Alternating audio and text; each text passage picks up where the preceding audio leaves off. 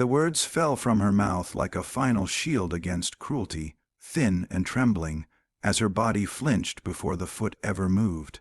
And in that instant the entire restaurant seemed to hold its breath, because a grown woman was standing there broken enough to beg not to be hurt again.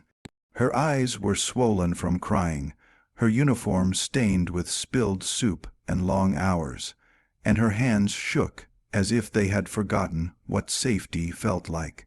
The sentence she whispered was not dramatic or loud, but it carried the weight of years of silence, exhaustion, and pain, and it landed directly in the path of a man who had come inside wearing ordinary clothes, but carrying the power to change everything.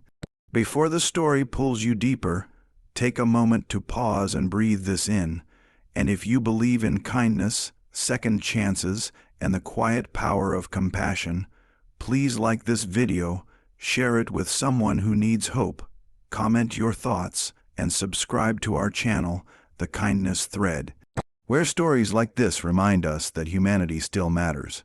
The waitress had started her shift before sunrise, walking through cold streets with sore feet and a heart already tired.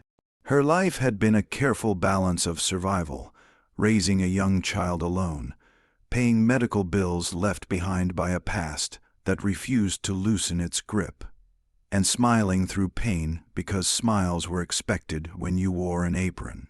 She worked in a restaurant known for speed and polish, a place where mistakes were punished sharply and empathy was considered weakness. Every day she told herself to endure just one more shift, just one more rude customer, just one more manager's glare, because endurance was the only skill life had allowed her to master. That afternoon, everything felt heavier.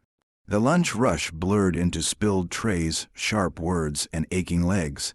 When a customer complained loudly about a delayed order, the manager's frustration snapped like a whip, and the waitress became the nearest target. She bent down to clean the mess she had not caused, her body moving on instinct, her mind bracing for what often followed.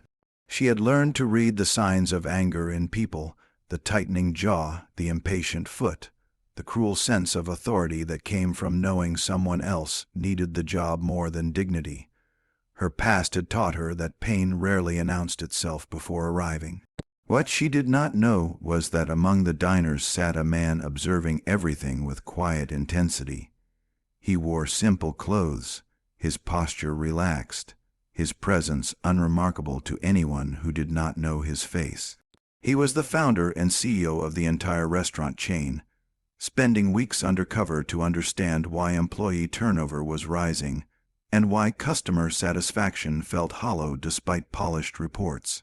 He had listened more than he spoke, watched more than he judged, and waited for truth to reveal itself without filters. And now, truth stood shaking in front of him. When the waitress pleaded not to be hurt, something shifted in the air. It was not just embarrassment or fear in her eyes, but the unmistakable look of someone who had already been kicked too many times by life. The CEO felt a tightness in his chest that no boardroom success had ever triggered. In that moment, numbers, profits, and brand image dissolved, replaced by a human being whose pain had gone unseen for far too long. He saw not an employee, but a mother, a survivor, a woman still standing despite everything pushing her down. The manager's authority faltered as the CEO slowly stood, not with anger but with calm resolve. The restaurant grew quiet, the kind of silence that signals a turning point. He did not raise his voice or humiliate anyone, but his presence alone commanded attention. He asked questions that cut through excuses, questions about training, workload, support, and compassion. Each word peeled back a layer of routine cruelty that had been disguised as discipline. The waitress remained frozen, unsure whether hope was safe enough to touch. What followed was not a dramatic rescue, but something far more powerful. The CEO knelt down to her level, not to make a scene, but to restore balance, to show that dignity does not depend on position. He acknowledged her pain without forcing her to relive it, and for the first time in a long while, she felt seen rather than judged. The fear in her body began to loosen, replaced by confusion, then cautious relief. No one had ever stepped in for her before without asking for something in return. Over the following days, change rippled outward. The manager was removed from their position pending investigation.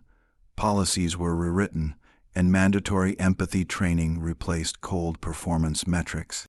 But the most important change happened quietly. The waitress was offered paid time off, access to counseling, and a promotion to a training role where her resilience could guide others.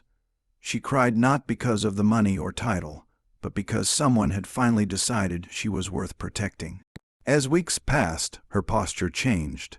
She walked with less fear, smiled without forcing it, and began to believe that her story did not have to end in exhaustion. Her child noticed the difference first, the way laughter returned to their small home, the way bedtime no longer came with tears of stress. Healing did not erase the past, but it softened its grip, and for the first time, the future felt possible. The CEO returned to his office forever changed by the experience.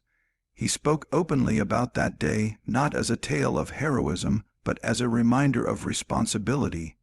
Power, he realized, was not meant to be hidden behind titles, but used to lift those who could not lift themselves. That single moment in the restaurant became the foundation of a new culture, one where kindness was not optional, and humanity was the true measure of success. If this story touched something inside you, if you felt the weight of her fear or the relief of being seen, please take a moment now to like this video, share it with someone who needs hope, and subscribe to the Kindness Thread, because your engagement helps keep stories like this alive.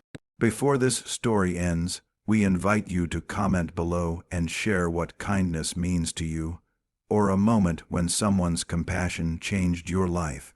The waitress never begged again, not because life became perfect, but because someone finally proved that pain does not have to be met with more pain. Sometimes all it takes is one person willing to see, to act, and to remind the world that even the most broken voices deserve to be heard.